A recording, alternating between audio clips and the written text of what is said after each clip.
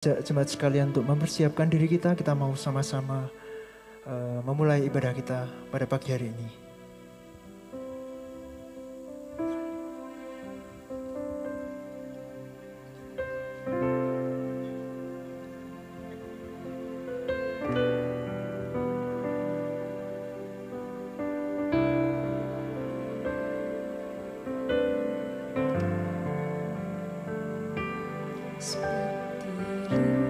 Sayang, haus, rindu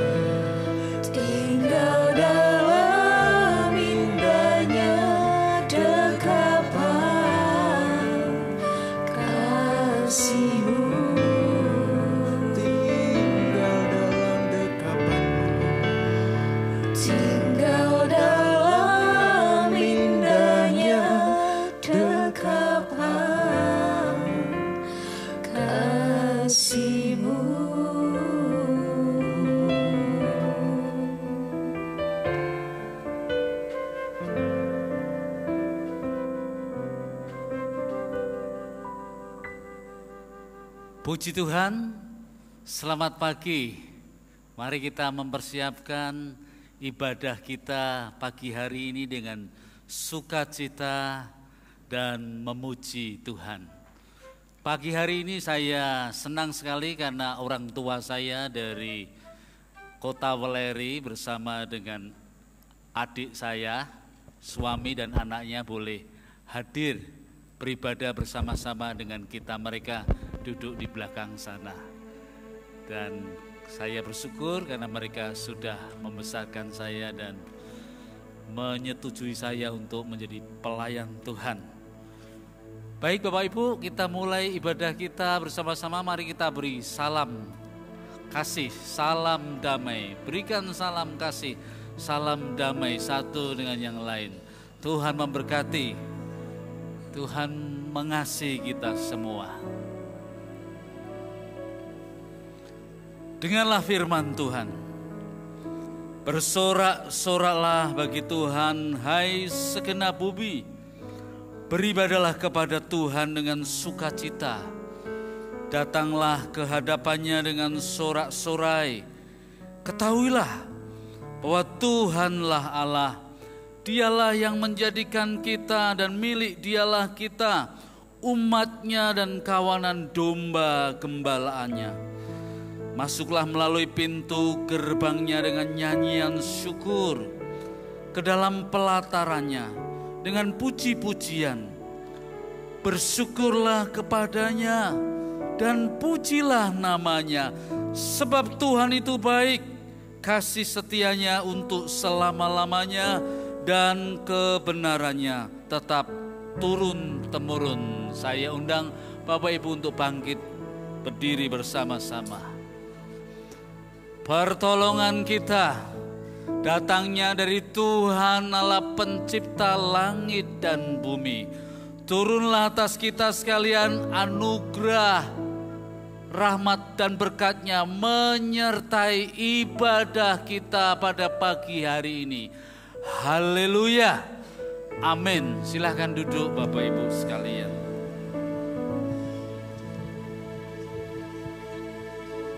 Shalom Bapak Ibu Saudara sekalian. Shalom. Mari saya ajak Bapak dan Ibu untuk bangkit berdiri. Mari kita siapkan hati kita untuk memuji dan memuliakan Tuhan.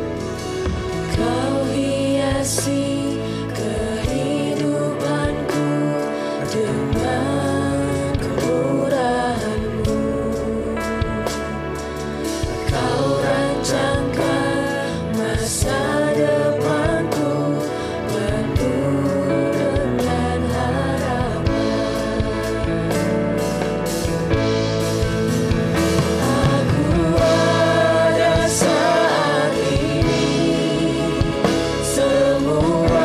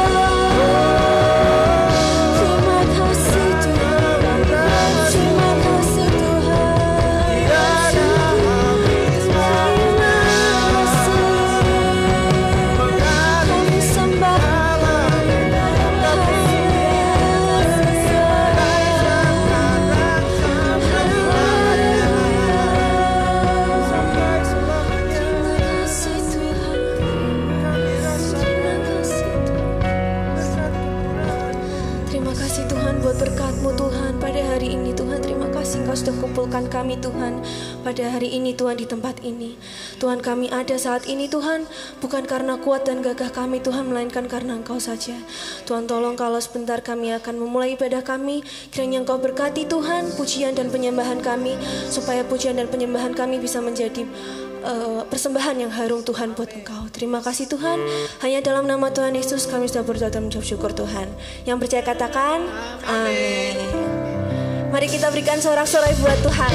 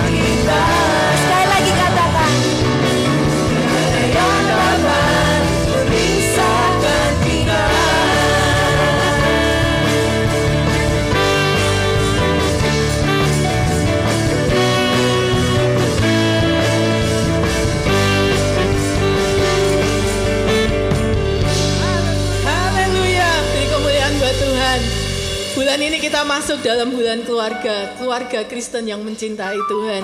Keluarga di mana ada persatuan, berkat Tuhan akan dicurahkan. Amin. Amin. Kita akan nyanyi sama-sama. Oh betapa indahnya dan betapa eloknya. Kita mau joget sama-sama ya Bapak Ibu. Yang mau tangannya di atas nggak apa-apa. Yang biasanya suka dangdutan di rumah silakan. Oke.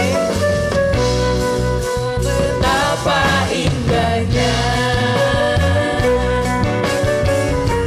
dan betapa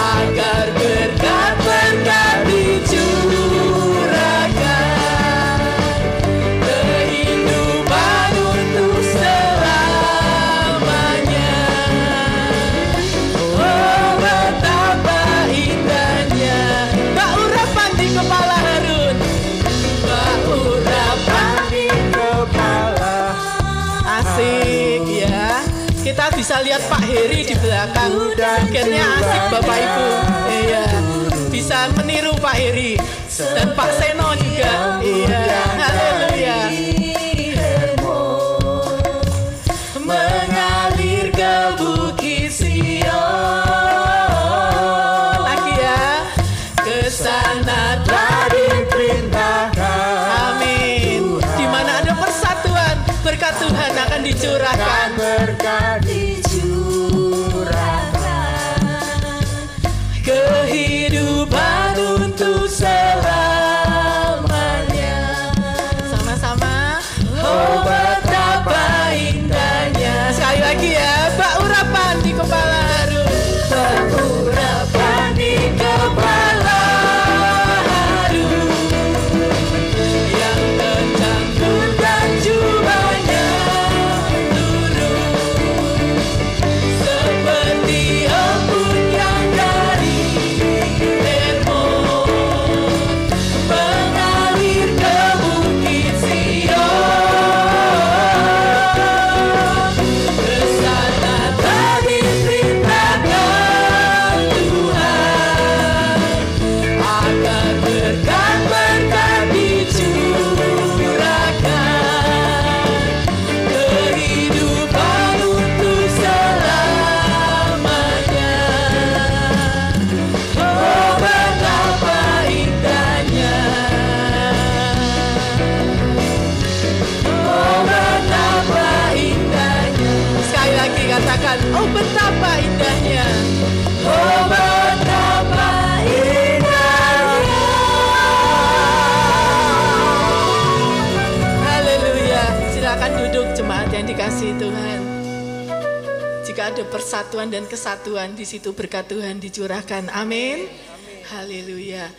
Dia Allah yang mengasihi kita, Dia Bapa yang sangat mengasihi kita, dan Dia rela menyerahkan anaknya yang tunggal untuk menebus dosa-dosa kita. Kasih Allahku sungguh telah terbukti.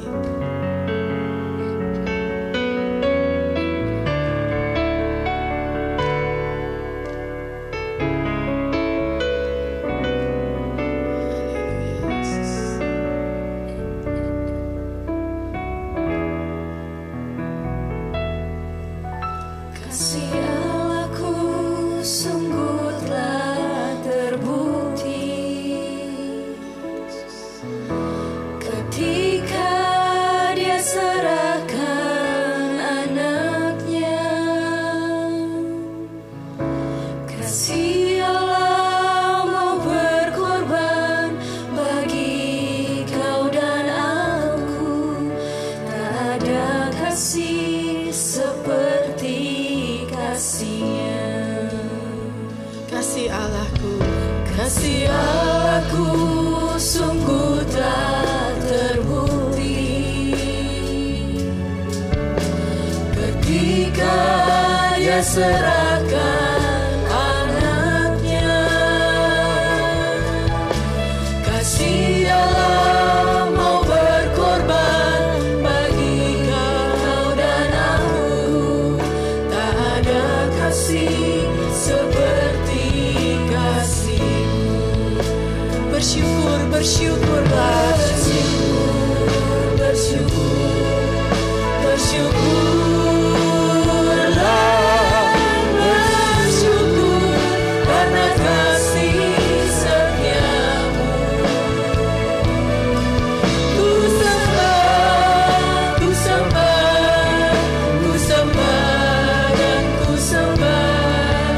Selama hidup ku sembah Kau Tuhan. Bapak Ibu, saya teringat akan kisah Daud. Waktu itu Daud memiliki beberapa anak laki-laki, dan anak-anaknya sebagian besar ya memberontak kepada dia. Bahkan ada yang mau membunuh dia, ada yang merebut tahtanya. Tapi Daud, dia memberikan teladan bapak yang sangat mengasihi anak-anaknya. Demikianlah Tuhan Yesus, Dia Bapa yang sangat mengasihi kita, dalam segala pemberontakan hidup kita, segala ketidaktaatan hidup kita, Dia Allah, Dia Bapa yang tetap mengasihi kita. Bahkan Dia rela menyerahkan anaknya yang tunggal untuk menebus dosa-dosa kita. Mari naikkan ucapan syukur kita kepada Dia, sebab Dia Allah yang terlalu baik buat kita. Dia Bapa yang selalu ada di dalam kehidupan kita. Terima kasih Tuhan. Saya undang untuk jemaat bangkit berdiri. Kita kaitkan kasih Allahku. Kasih Allahku sungguh telah terbukti ketika Dia serahkan anaknya. Ketika orang-orang berteriak salibkan Dia, Yesus hanya berkata, Bapa, ampunilah mereka, sebab mereka tidak tahu apa yang mereka lakukan. Kasih-Nya tetap berlaku untuk hidup kita. Terima kasih Tuhan, terima kasih Tuhan. Ketika Dia serahkan anaknya, kasih Allah yang mau berkorban bagi engkau dan aku. Tak ada kasih seperti kasih. Mari angkat tanganmu, angkat hatimu, katakan bersyukur, bersyukurlah, bersyukurlah. Terima kasih Tuhan, karena kasih setia-Mu tidak berkesudahan Tuhan.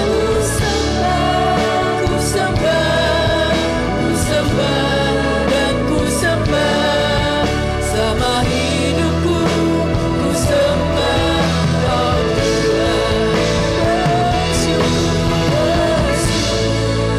Bersyukur, bersyukur, bersyukur karena kasih setia-Mu.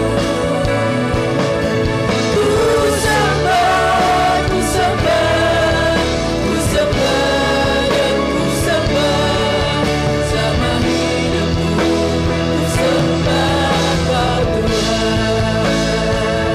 Kalau bersungguh-sungguh katakan bersyukur, bersyukurlah. Bersyukur, bersyukur. Bersyukur karena kasih setia-Mu. Ku sembah, ku sembah, ku sembah, dan ku sembah sama hidupku, ku sembah Kau Tuhan. Ku sembah Kau Tuhan sama hidupku. Ku sembah Kau Tuhan.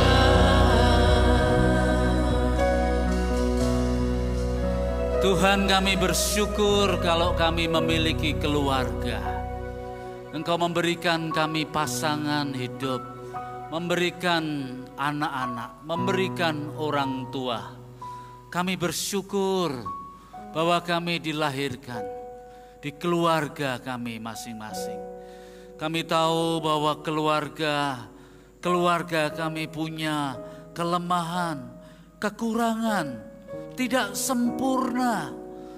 Tetapi kami mau membawa keluarga kami di dalam tangan Tuhan. Supaya Tuhan bentuk, supaya Tuhan pimpin. Dan kami yang memiliki keluarga ini ada di dalam tuntunan anugerah-Mu. Bagi anak-anak muda yang mempersiapkan diri untuk memiliki keluarga, Tuhan, tuntunlah mereka, pimpinlah mereka di dalam pimpinan Roh Kudus sehingga mereka boleh memiliki keluarga yang kuat, yang mengasihi Tuhan. Kami mau mendengarkan firman-Mu tentang keluarga. Berkati kami supaya kami boleh diperbarui oleh firman-Mu dan Roh Kudus. Pakailah hamba-Mu yang penuh dengan kelemahan ini. Engkau mengurapinya. Engkau melawat kami semua dengan kebangunan rohani. Roh Kudus mengerjakan sesuatu yang baru di dalam hidup kami. Terpujilah nama-Mu. Kami menyerahkan pemberitaan firman Tuhan ini hanya di dalam nama Tuhan Yesus Kristus. Kami sudah berdoa. Amin. Silakan duduk Bapak Ibu sekalian yang dikasihi oleh Tuhan. Shalom. Bulan ini adalah bulan keluarga. Jadi tema-tema khotbah, nyanyian-nyanyian, pujian mengarah kepada keluarga supaya keluarga kita diberkati Tuhan. Keluarga kita menjadi keluarga yang kuat, yang sungguh-sungguh mengerti kehendak Tuhan. Ibadah yang kedua ini kita akan mendengarkan khotbah dengan judul Keluarga Pemberita Injil.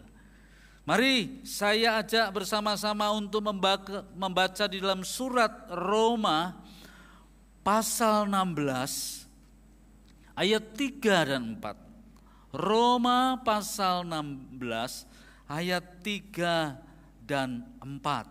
Saya akan membacakannya untuk Bapak Ibu sekalian. Beginilah firman Tuhan.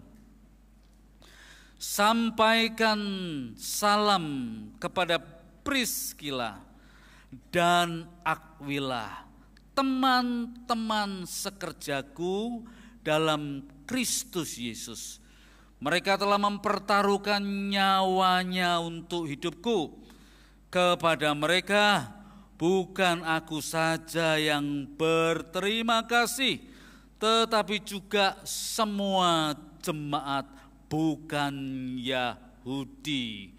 Ada pasangan suami istri disebut Priskila dan Akwila. Priskila itu perempuan istri dan Akwila itu laki-laki sebagai suami. Ini pasangan yang populer di dalam kitab suci. 7 kali nama mereka disebut di beberapa surat di Perjanjian Baru. Mereka sangat populer. Tidak saja pada waktu Perjanjian Baru dikanonisasi, dijadikan kitab suci, tapi sampai sekarang nama Priskila dan Akwila itu populer. Gereja Katolik setiap tanggal 8 Juli memperingati Priskila dipanggil sebagai Santa, kemudian Akwila dipanggil sebagai Santo. Setiap 18 Juli Gereja Ortodok memperingati Priskila sebagai orang kudus, Akwila sebagai orang yang suci. Suami istri ini populer. Sejak kitab suci ini ditulis sampai dengan zaman sekarang ini tidak ada nama pasangan suami istri yang ditulis secara bersama-sama sebanyak Priskila dan Akwila. Populer. Bahkan mengapa gereja Ortodok, mengapa gereja Katolik memperingati, memanggil mereka sebagai orang-orang kudus? Karena Priskila dan Akwila itu matinya sebagai martir, sebagai orang yang karena iman percaya lalu terkena penganiayaan, mengalami persekusi, lalu mengalami kematian. Sejarah gereja mencatat darah orang-orang yang martir, orang-orang yang syahid menjadi benih-benih bagi pertumbuhan gereja. Termasuk darahnya Priscilla dan Aquila menjadi martir-martir. Jadi yang menjadi martir itu bukan laki-laki saja. Di abad pertama, abad kedua, abad ketiga. Tidak, perempuan-perempuan itu berani menjadi martir. Masih percaya sama Yesus Kristus? Ya, masih. Lalu hakim tanya lagi, masih percaya sama Tuhan Yesus sebagai juru selamat? Ya, saya masih percaya. Tanya sampai yang ketiga kali, masih percaya sama Tuhan Yesus sebagai juru selamat? Ya, masih percaya. Laki-laki, perempuan, anak-anak diadu dengan binatang-binatang buas. Lalu mereka mengalami kematian. Darah mereka menyuburkan pertumbuhan gereja. Kalau di gereja ortodok mereka orang-orang suci dan kudus. Di gereja Katolik mereka santa dan santo. Kalau di gereja Pentekostal, gereja kita, mereka apa? Mereka adalah keluarga yang dipenuhi oleh Roh Kudus. Mereka adalah keluarga pemberita Injil. Istri dan suami sama-sama bahu-membahu supaya nama Kristus tersiar di mana-mana melalui hidup keluarga ini. Maka keluarga ini begitu populer di Perjanjian Baru sampai dengan sekarang ini. Waktu saya jadi ketua STT Abdiel, ada 2 bangunan, asrama putri sama asrama putra, 2 lantai.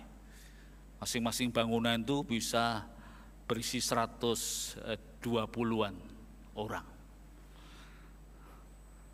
Rektor-rektor dulu tidak pernah memberi nama terhadap gedung-gedung itu.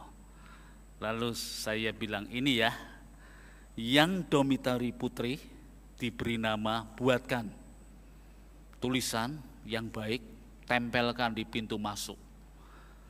Beri nama Priscilla, asrama putri Priscilla.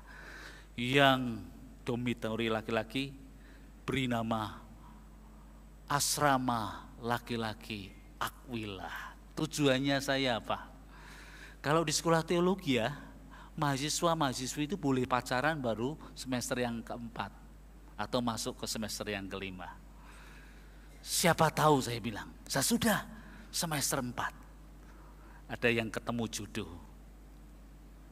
jodoh, ya, supaya kalian pergi ke ladang misi sama-sama, memberitakan Injil sama-sama. Saya cukup lama di sekolah itu, 26 tahun lamanya. Saya perhatikan ada anak-anak muda bertemu, kemudian mereka menikah, masuk ke ladang misi bersama-sama. Puji Tuhan, saya bilang, Priscilla, Aquila.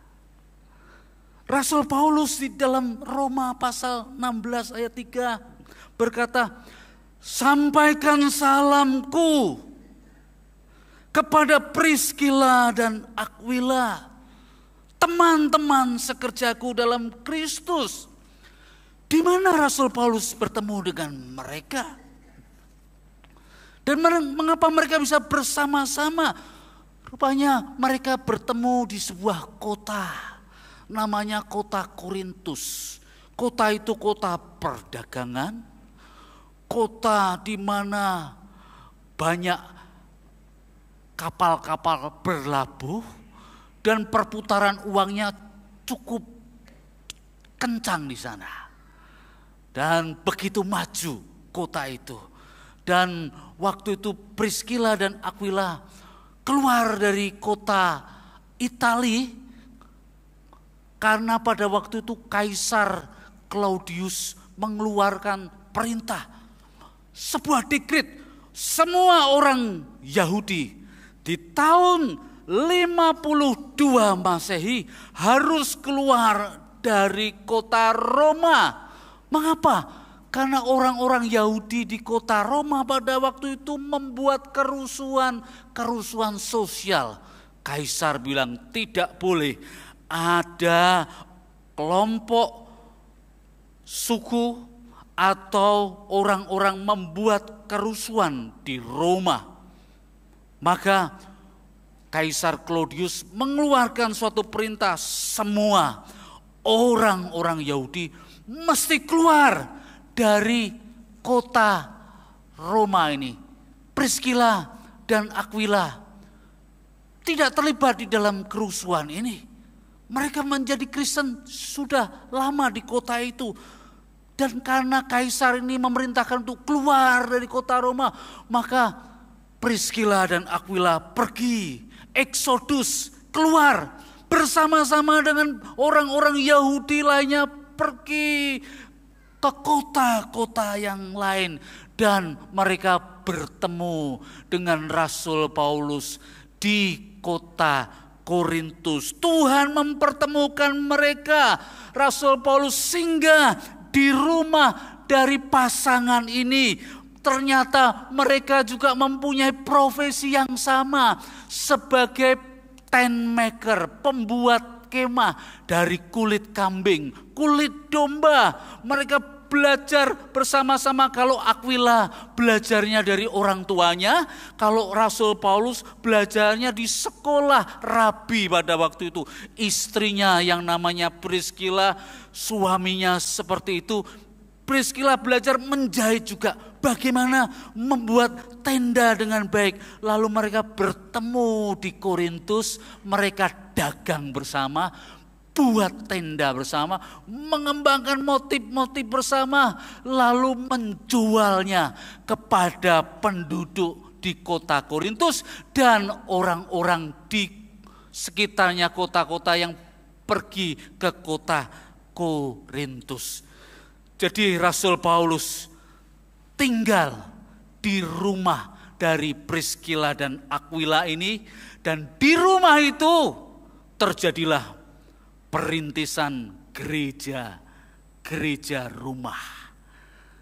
Paulus merintis di Korintus, Priscilla juga dan Aquila merintis rumah gereja.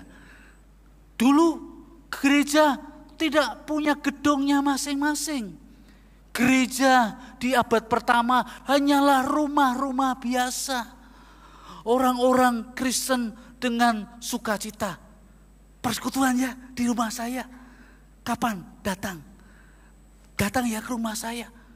Mereka senang sekali kalau rumahnya untuk menjadi tempat berdoa. Untuk rumahnya menjadi tempat firman Tuhan disampaikan. Untuk rumahnya menjadi tempat memecah-mecahkan roti dan minum anggur bersama. Kapan datang ke rumah saya? Kapan doa? Kapan firman disampaikan di rumah saya? Mereka membuka hatinya. Itu yang terjadi di kota-kota di mana orang-orang Kristen pada waktu itu ada. Makanya Priscilla dan Aquila bilang, Paulus, Rasul datang ya ke rumah kami. Datang. Kalau rumah didatangi, didoakan, firman disampaikan, berkat Tuhan dinyatakan di sana. Berkat Tuhan dicurahkan di rumah itu. Karena rumah itu menjadi rumah yang diberkati, disucikan, dikuduskan. Maka di gereja kita ini setiap 2 minggu sekali ada persekutuan doa dan firman. Rumah-rumah yang membuka diri, ayo datang berdoa bersama-sama. Rumah-rumah itu biarlah menjadi rumah-rumah gereja yang memberitakan Injil. Maka Rasul Paulus mengingat pasangan ini sebagai pasangan yang luar biasa sekali. Pasangan yang populer, disebut ini rekan sekerjaku. Ini adalah partnerku.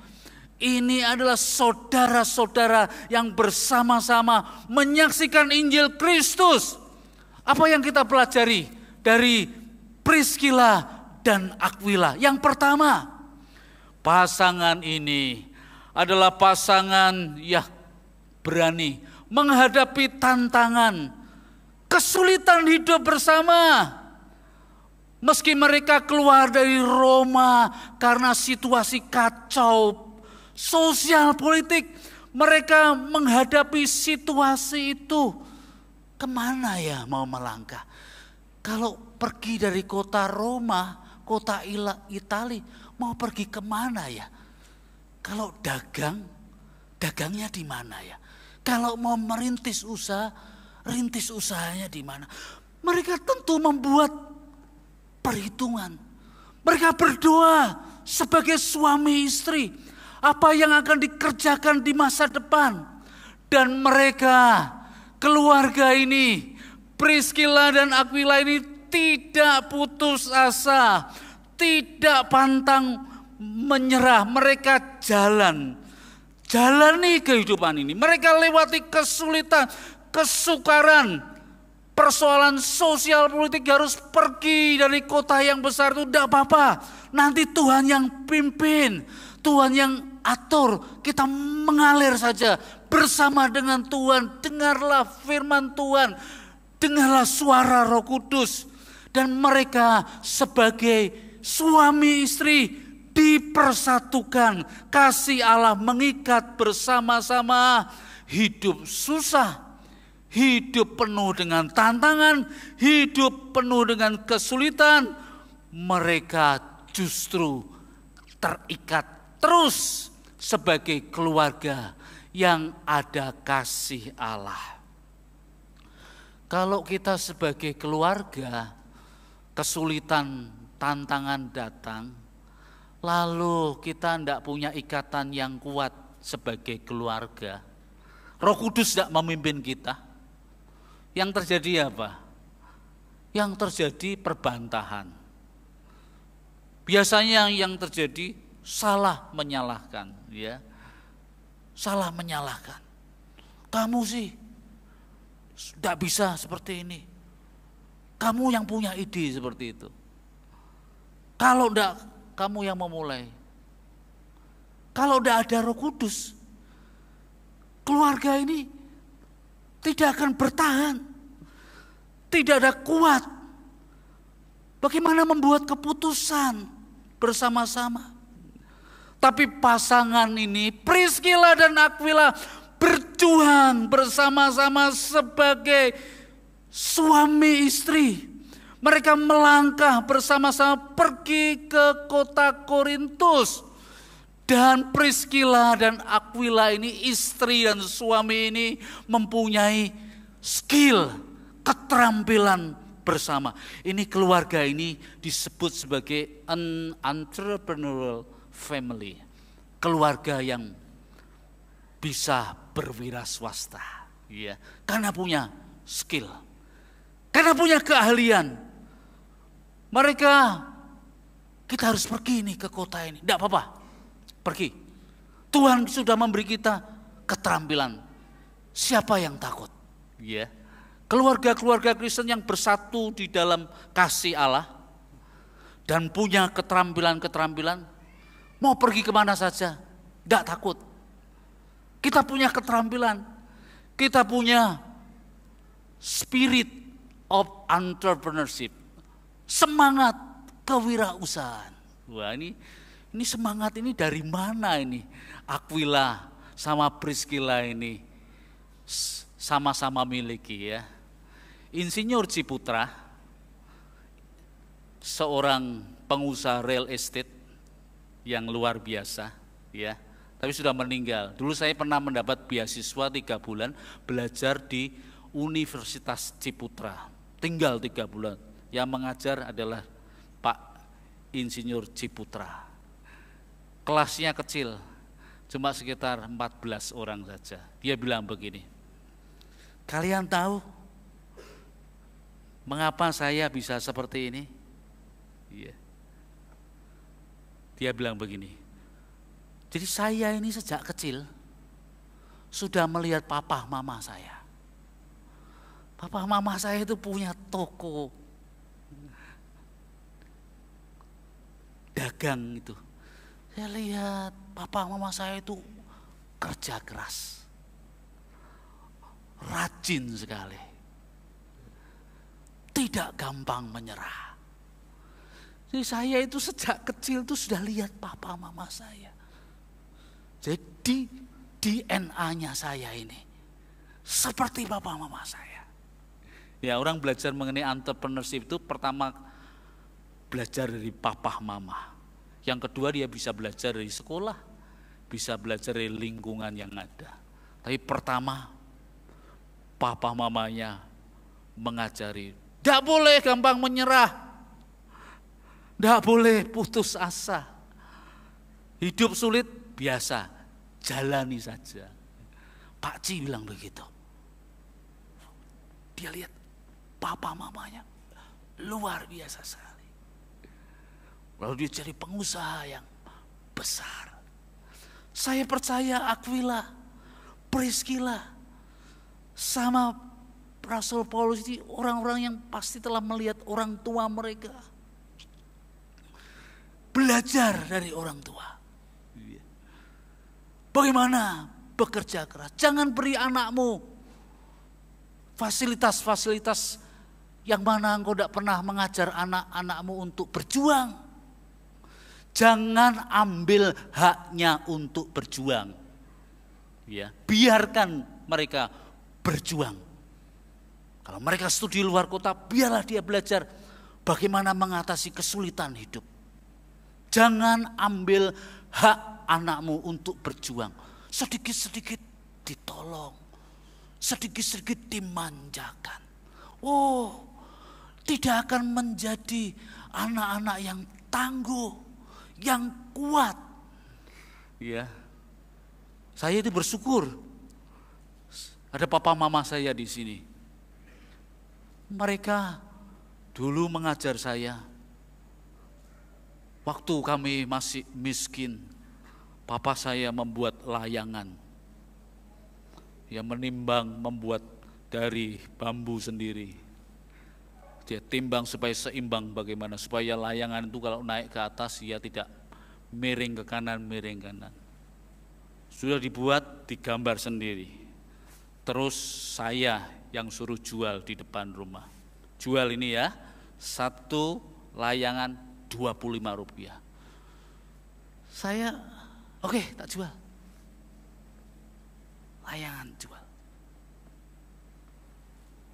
Kebetulan usaha semakin maju. Punya usaha bisnis agro, bisnis kacang tanah. Saya masih ingat betul SMP. Kalau papa saya kulaan kacang tanah, 1 truk, 2 truk, dijemur di resmilnya. Saya suruh nunggu nih kacang itu sampai kering. Dari pagi sampai sore. Saya pikir papa saya ini ya kejem ini. Tunggu kacang ini sampai kering. Saya tunggu kacang ini.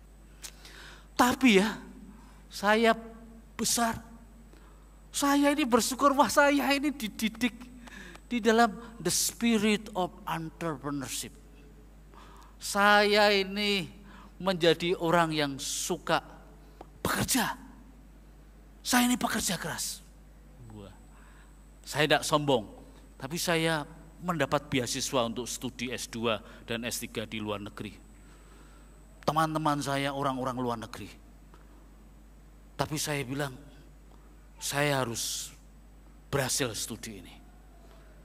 Saya studi S2 lebih cepat dari mereka di Filipina. Studi di S3, beasiswa juga. Saya bilang studi saya harus lebih baik.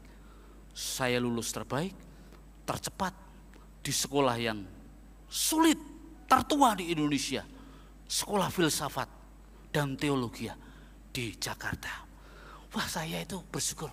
Saya ini kok bisa seperti ini dari mana ya? Dari orang tua saya yang mengajar saya, tidak boleh malas. Mereka beri saya teladan. Papa, mama, wah. Priscilla dan Aquila itu seperti itu. Mereka punya skill, harus punya skill. Suami istri harus punya skill. Syukur kalau suaminya sudah punya jabatan yang tinggi di perusahaan, gajinya sudah cukup. Tapi tidak menutup kemungkinan bagi istri untuk berkembang dan mempunyai keterampilan-keterampilan yang lain. Dan sekarang juga generasi-generasi yang ada ini, suami istri diibaratkan seperti burung yang harus terbang pakai 2 sayap. Kalau terbangnya 1 sayap saja, ini anak-anak sekolah semakin besar biayanya. Ini kebutuhan hidup dari tahun ke tahun ini sulit. Maka suami istri harus punya keterampilan. Harus belajar mengenai dagang. Apa saja dipelajari. Online. Bisnis ambil barang tertentu. Supaya kalau keluarga Kristen cukup ekonominya. Kita tidak mengandalkan kepada yang lainnya. Kita bisa jadi pemberita Injil. Bahkan kita bisa mensupport pekabaran Injil. Kita menjadi keluarga yang kuat. Kita jamin anak-anak kita sekolah yang baik. Harus punya keterampilan. Maju berkembang. Mungkin lebih besar dari ayah ibumu besok. Maju berkembang lagi. Lah ini Priscilla dan Aquila itu seperti ini. Ini keluarga yang tangguh. Keluarga yang luar biasa. Keluarga yang menjadi berkat yang luar biasa di dalam pekabaran Injil.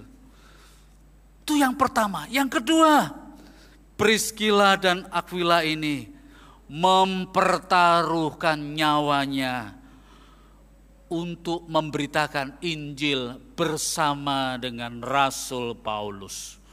Mereka tinggal bersama di Korintus. Paulus berkata, Priscilla, Aquila, aku mau pergi ke Efesus. Kamu ikut ya? Ikut.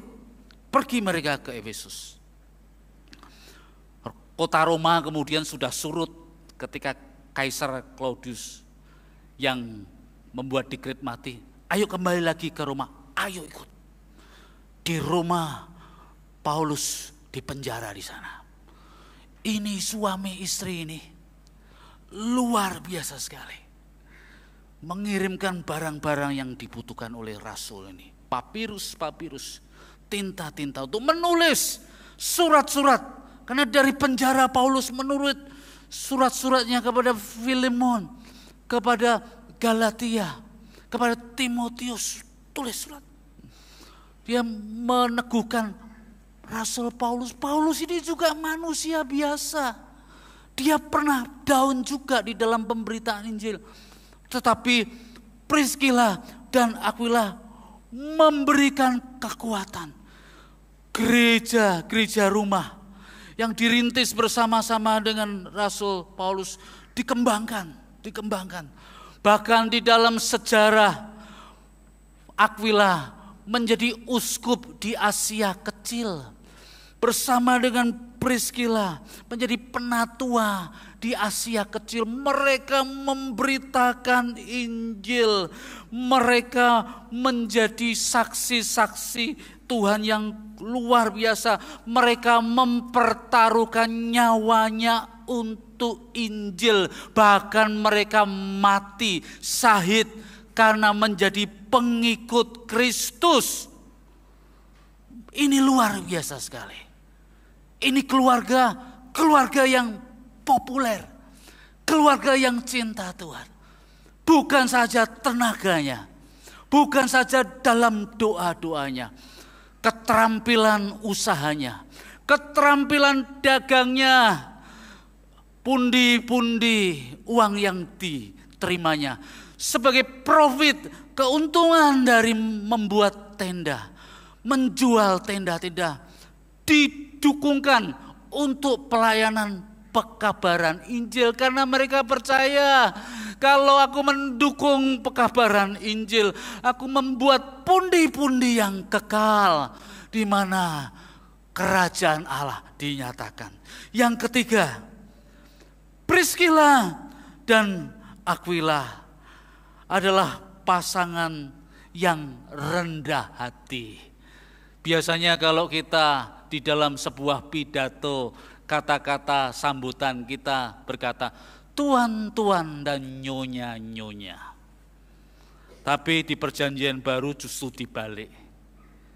Priscilla dan Aquila.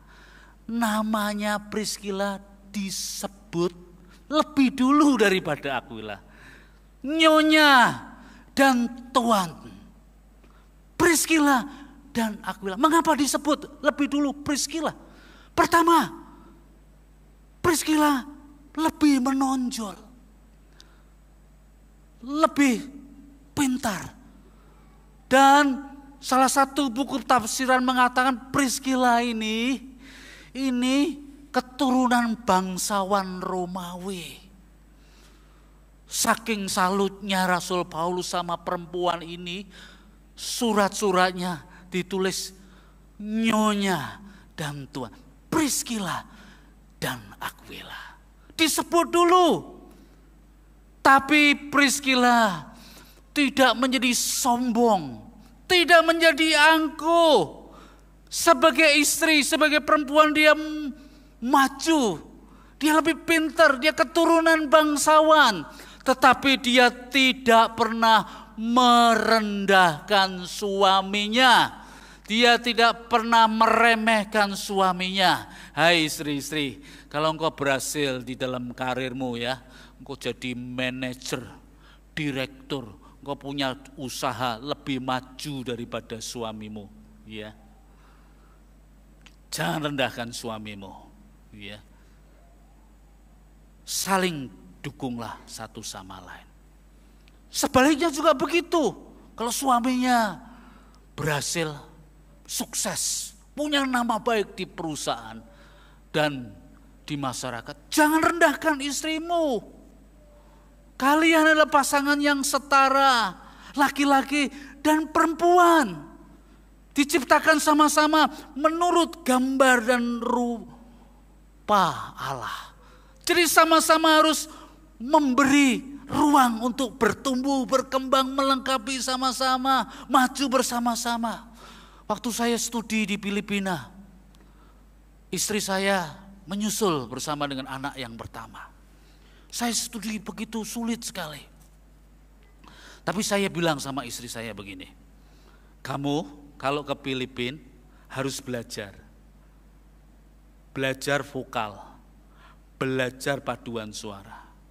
Kamu harus pergi cari sekolah latihan. Saya sebagai suami sebenarnya getar-getir. Filipina itu, khususnya Manila, tingkat kriminalitasnya itu tinggi sekali. Tinggi sekali. Padahal itu keluar, itu penduduk itu 90% Katolik. Tapi tingkat kejahatannya itu luar biasa sekali. Sampai presiden yang kemarin tuh mafia-mafia narkoba ditembaki satu persatu untuk menghabisi mafia-mafia narkoba itu di Manila. Itu dihabisi itu di pulau-pulau tertentu. Sama seperti waktu peristiwa Petrus di tahun 1980-an di Indonesia yang dilakukan oleh Presiden Soeharto. Saya masih kecil, SMP saya lihat di jalan orang tembak mati, tatonan. Di Filipina, Manila itu angka kejahatan begitu tinggi. Saya pikir waduh, tapi saya bilang sama istri saya, pergi. Kamu pergi dari Quezon Avenue ke Cubao. Dari Cubao kamu pergi lagi ke sebuah sekolah namanya Asian Institute Music and Liturgy. Kamu belajar di sana. Tapi saya bilang, kamu maju, harus berkembang. Siapa tahu nanti paduan suara nanti semakin berkembang. 2006 kami pulang. Jadi suami istri harus memberikan kesempatan untuk maju berkembang. Maju. Supaya sama-sama dipakai Tuhan. Menjadi pemberita Injil. Biarlah kita, keluarga-keluarga kita, boleh dipakai oleh Tuhan. Keluarga yang punya the spirit of entrepreneurship sebagai pemberita Injil. Keluarga yang ikut di dalam misi. Keluarga yang saling melengkapi. Tuhan memberkati kita. Amin. Mari kita nyanyikan pujian. Kami datang padamu. Singer sama song leader boleh maju.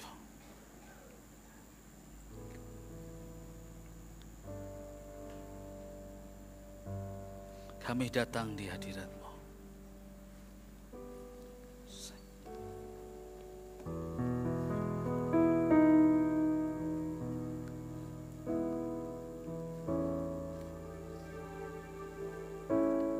Kami datang di hadirat-Mu.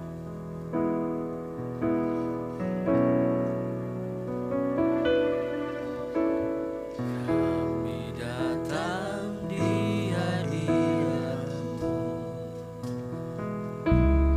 dalam satu kasih dengan sehati. Janji sedang sampai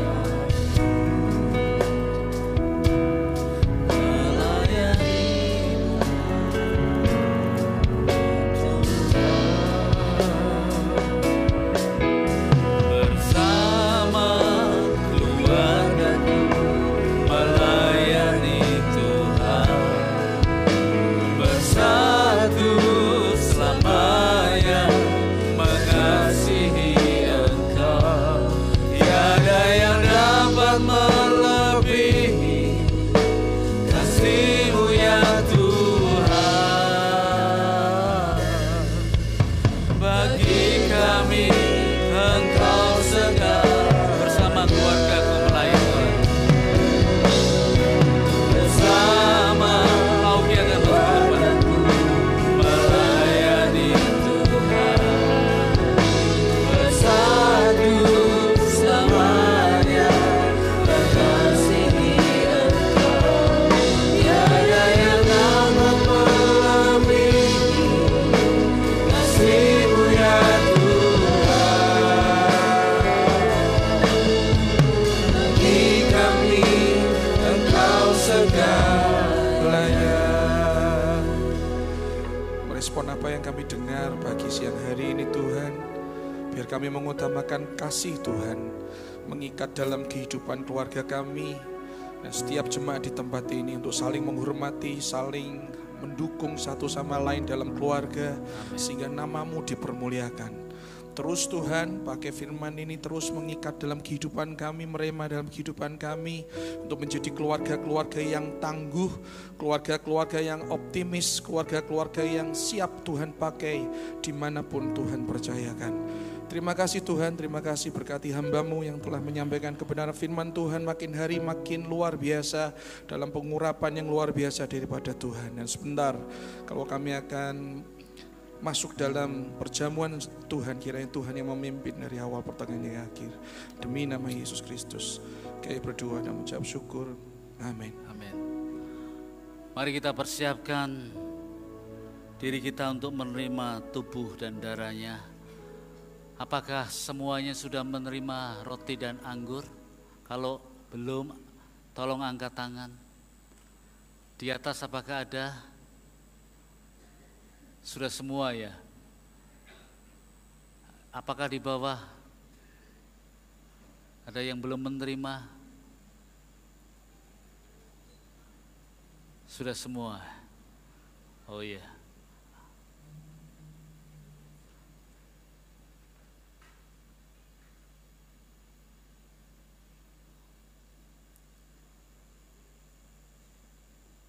Mari kita persiapkan diri kita untuk menerima roti dan anggur yang melambangkan tubuh dan darah Kristus. Ketika Yesus dan murid-muridnya sedang makan, Yesus mengambil roti, mengucap syukur, memecah-mecahkannya, lalu memberikannya kepada murid-muridnya dan berkata, ambillah, makanlah, inilah tubuhku. Kemudian ia mengambil cawan, mengucap syukur, lalu memberikannya kepada mereka dan berkata, minumlah kamu semua dari cawan ini, sebab inilah darahku, darah perjanjian yang ditumpahkan bagi banyak orang untuk pengampunan dosa-dosa.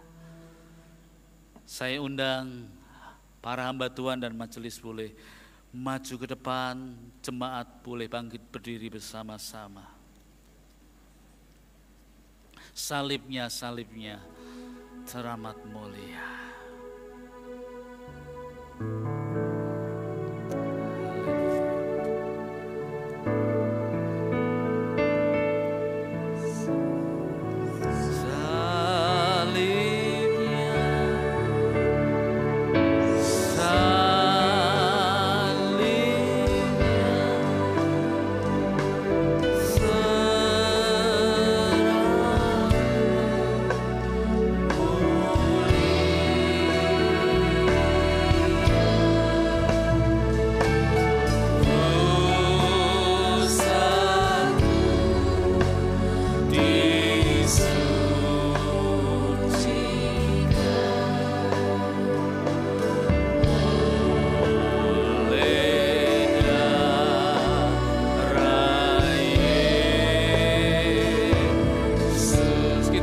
Pujian ini sekali lagi, salibnya,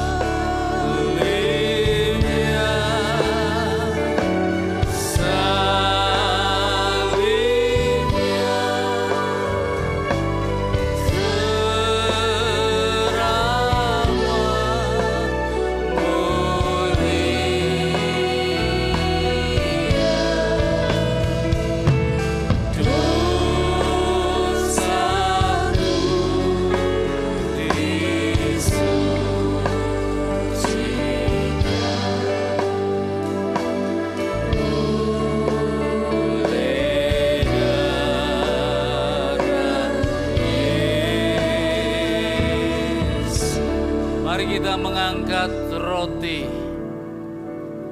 Bukankah roti ini melambangkan tubuh Tuhan? Tubuh Tuhan yang menderita, tubuh Tuhan yang tercabik-cabik, tubuh Tuhan yang mengeluarkan darah, tangannya yang berlubang paku, kakinya juga, dan lambungnya. Dia mau melakukan semuanya itu karena kasihnya kepada kita. Lihatlah kepada Kristus yang menyelamatkan kita. Maka dengan iman mari kita pecahkan roti ini bersama-sama. Dalam nama Tuhan Yesus Kristus, mari kita makan dalam nama Tuhan Yesus Kristus. Haleluya.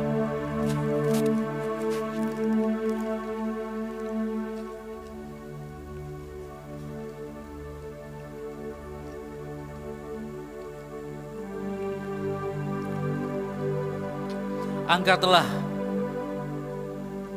anggur di tangan kanan kita. Tanganmu yang kiri tempelkan kepada tubuhmu yang mengalami sakit sekarang ini. Sakit apapun.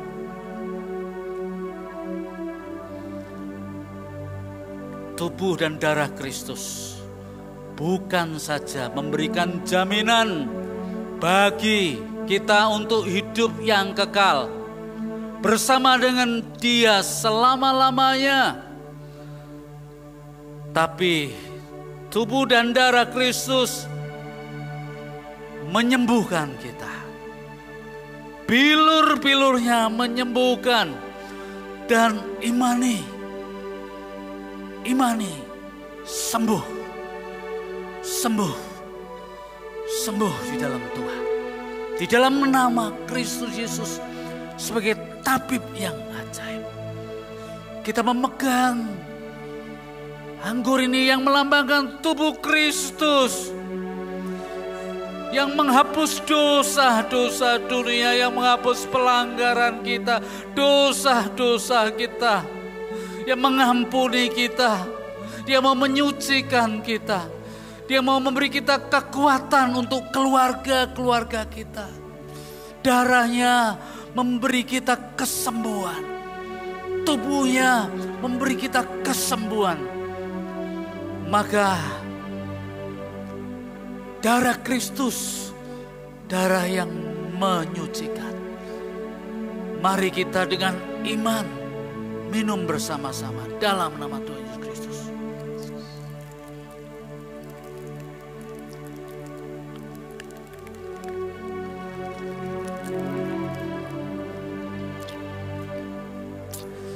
Mari kita mengucap syukur secara pribadi. Haleluya, ucapkanlah syukur. Sembahlah Dia, mari kita masuk dalam pujian dan penyembahan. Oh, terpujilah Engkau ya Tuhan. Haleluya. Naikkanlah mazmur. Nyatakanlah kidung pujian. Sembahlah Dia di dalam roh dan kebenaran. Haleluya. Tuhan, Engkau baik. Engkau mengampuniku. Engkau menyucikanku. Engkau menyembuhkanku. Haleluya. Terpujilah Tuhan. Terpujilah Tuhan. Haleluya. Haleluya Tuhan, kami memuji Engkau, kami meninggikan Engkau. Haleluya. Tuhan, syukur, syukur kepada Tuhan. Syukur, syukur kepada Tuhan. Oh, haleluya. Syukur kepada Tuhan. Haleluya, haleluya. Syukur kepada Tuhan. Terpujilah Tuhan, terpujilah Tuhan. Haleluya, haleluya, haleluya.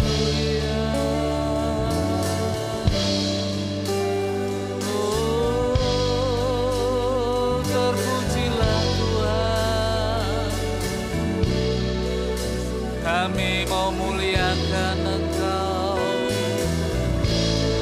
Oh, haleluya, haleluya.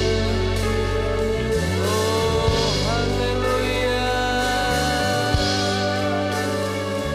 haleluya.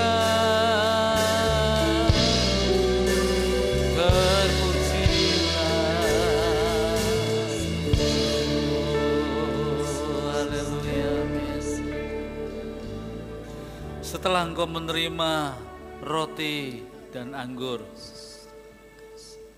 dengarlah firman Tuhan. Karena itu pergilah, jadikanlah semua bangsa muridku, dan baptislah mereka dalam nama Bapa dan Anak dan Roh Kudus. Dan ajarlah mereka melakukan segala sesuatu yang telah kuperintahkan kepadamu. Ketahuilah aku menyertai kamu senantiasa sampai akhir zaman. Amin. Silahkan duduk Bapak Ibu Saudara sekalian.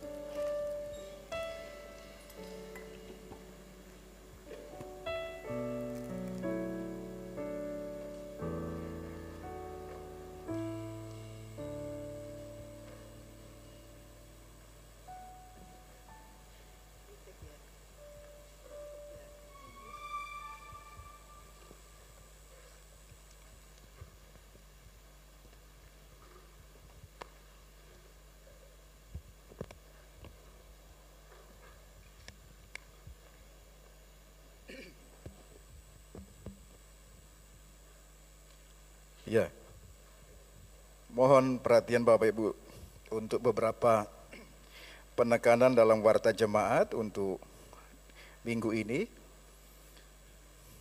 Yang pertama, dukung dalam doa untuk pengkhotbah tamu minggu depan. Ibadah raya minggu depan, dalam ibadah raya yang pertama akan dilayani oleh Bapak Pendeta Erik Sudarma dari GKMI Kudus. Dukung dalam doa, hadir dan terimalah berkat Tuhan dalam ibadah ini. Kemudian kami informasikan untuk kegiatan-kegiatan gereja dalam rangka menyambut hari ulang tahun gereja kita yang ke-70. Yang pertama adalah lomba-lomba. Saya tidak akan membacakan semua lombanya. Untuk informasi selengkapnya Bapak Ibu bisa membaca di dalam warta jemaat. Semua sudah dijelaskan di sana untuk informasi dan pendaftarannya. Yang akan saya tekankan di sini adalah yang pertama untuk pendaftaran. Nanti Bapak Ibu Saudara di lobi di bawah, bagi Bapak Ibu Saudara yang ingin mengikuti lomba sudah disediakan meja-meja kantor untuk menerima pendaftaran Bapak Ibu Saudara yang akan mengikuti lomba-lomba. Lomba-lombanya sesuai kategori, ada lomba untuk anak-anak sekolah minggu dan lomba-lomba untuk dewasa. Terbuka untuk semua anggota jemaat Gereja Isa Al-Masih Kudus. Lalu yang kedua, khusus untuk lomba memasak. Lomba memasak akan diadakan technical meeting pada hari Senin besok. Jam 6 sore bertempat di ruang serbaguna lantai 1. Bagi Bapak Ibu yang sudah mengikuti, yang sudah mendaftar untuk lomba memasak, besok Senin jam 6 sore akan diadakan technical meeting di ruang serbaguna lantai 1. Lalu yang kedua, berkaitan dengan kegiatan gereja kita dalam rangka ulang tahun.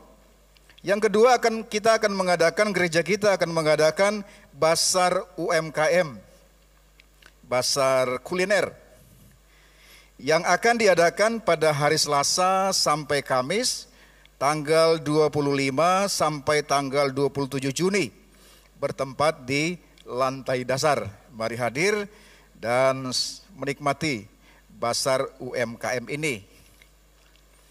Lalu kegiatan yang ketiga, akan diadakan doa dan puasa setiap hari Kamis untuk mendukung kegiatan-kegiatan gereja kita secara khusus dalam rangka ulang tahun yang ke-70 ini. Akan dimulai hari Kamis minggu ini jam 10 pagi sampai dengan jam 11 bertempat di ruang serbaguna lantai 1. Mari Bapak Ibu Saudara hadir untuk mendukung di dalam doa dan puasa ini. Lalu yang terakhir berkaitan dengan kegiatan dalam rangka ulang tahun gereja kita, yaitu pengobatan di TPI Rahtawu yang akan diadakan pada hari Minggu tanggal 16 Juni jam 8 sampai dengan jam 12 siang bertempat di TPI Rahtawu. Dukung dalam doa agar program ini menjadi berkat bagi masyarakat yang berada di sekitar gereja di Rahtawu. Itu untuk informasi berkaitan dengan kegiatan-kegiatan dalam rangka menyambut ulang tahun gereja kita. Lalu informasi berikutnya, ibadah wanita gabungan GIA daerah 3 diadakan di gereja kita pada hari Jumat tanggal 7 Juni jam 3 sore. Ini ibadah gabungan wanita se-daerah 3 Gereja Isa Al-Masih. Diadakan pada hari Jumat jam 3 sore bertempat di ruang ibadah lantai 2. Lalu informasi berikutnya, diberitahukan kepada jemaat bahwa mulai minggu kemarin tempat parkir untuk sepeda motor itu sudah pindah. Yang biasanya di lantai dasar sekarang dipindahkan ke depan, ke gudang di Jalan Kenari nomor 27. Ini berlaku untuk seterusnya, khusus untuk ibadah raya minggu dan event-event khusus. Jadi kalau untuk ibadah minggu dan event khusus, maka parkir sepeda motor itu pindah di depan di gudang itu. Diinformasikan juga kepada kita semua bahwa gereja kita saat ini punya perpustakaan. Silakan Bapak Ibu Saudara untuk mampir dan menikmati berkat rohani di perpustakaan gereja kita.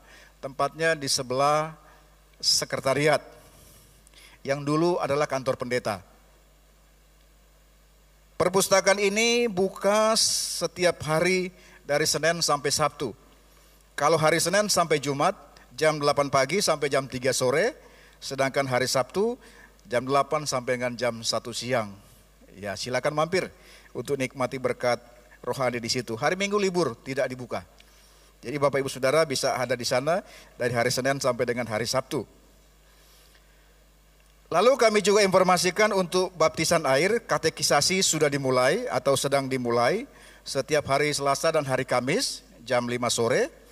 Bagi Bapak Ibu Saudara yang rindu dibaptis, silakan menghubungi Pak Elisa atau ke sekretariat untuk mengikuti katekisasinya.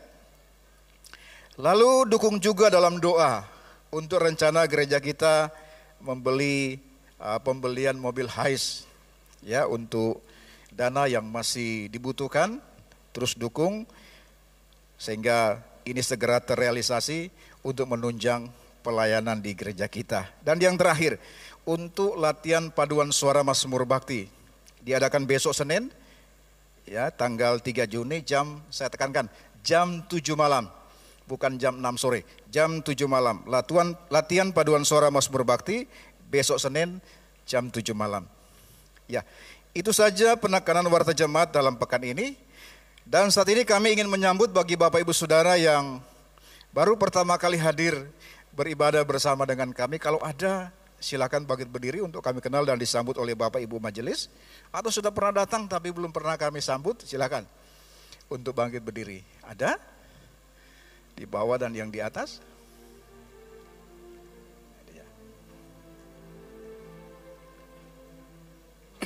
Ya. Yang berikutnya kita akan berdoa dan kami menyambut bagi Bapak Ibu yang berhari ulang tahun dalam pekan ini. Dari hari Senin sampai dengan hari Minggu ini. Ada yang hadir, bisa bangkit berdiri yang berhari ulang tahun sepanjang minggu yang lewat. Atau sepanjang tahun ini dari Januari sampai sekarang yang kebetulan waktu ulang tahun tidak hadir di gereja. Silakan kalau ada bisa bangkit berdiri untuk menerima kenang-kenangan dari gereja. Silakan, ada lagi?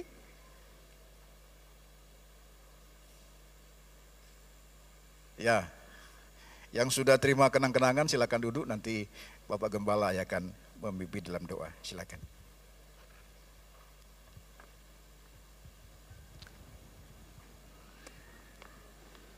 Mari kita lanjutkan ibadah kita di hari-hari selanjutnya di minggu depan. Jadilah keluarga pemberita Injil. Saksikan kasih Allah, kasih Kristus dan kuasa Roh Kudus. Terus jadilah berkat. Mari kita berdoa bersama-sama. Tuhan, kami bersyukur kepadamu untuk ibadah yang kedua ini. Kami memuji Engkau. Kami bersyukur untuk anak-anakmu yang berulang tahun. Berkati mereka satu persatu. Berilah mereka tuntunan hikmat-Mu. Takut akan Tuhan, menjadi murid-murid yang sejati. Berkati keluarganya, berkati masa depannya. Tuhan, kami juga bersyukur kepadamu.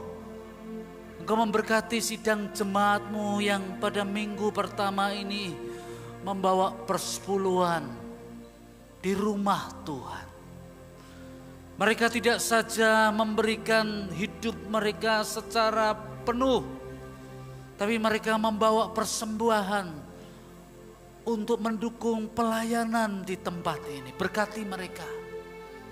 Biarlah mereka, Tuhan, berkati usaha, keluarga, apa yang dikerjakannya. Dan berkat-berkat materi ini boleh digunakan untuk mendukung pelayanan di gereja ini.